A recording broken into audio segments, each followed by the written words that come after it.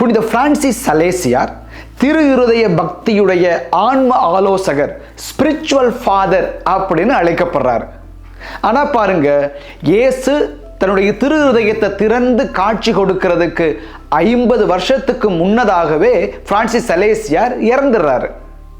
அப்படிப்பட்டவர் திரு இருதய பக்தியை பரப்புறதுக்காக செஞ்ச முக்கியமான காரியங்கள் என்னென்ன, அவர் வாழ்ந்த காலம் என்ன, அப்ப இருந்த பிரச்சனைகள் என்ன, இந்த திரு இருதய பக்திக்காக அவர் செய்த காரியத்தில் நடந்த ஒரு ட்விஸ்ட், ஒரு திருப்பு முனை என்ன, இது எல்லாத்தையும் தான் இந்த காணொளியில உங்களோட நான் பகிர்ந்துக்க இருக்கிறேன்.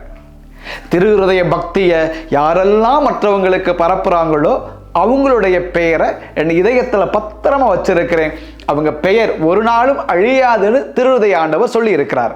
அதனால இந்த காணொளியை பார்க்குற நீங்களும் சப்ஸ்கிரைப் செய்யறதோட லைக், கமெண்ட், ஷேர் செய்து மற்றவங்களும் திரு இருதய ஆண்டவருடைய அன்பையும் ஆசிரையும் பெற உதவி செய்ய உங்களை அன்போட கேட்டுக்கிறேன்.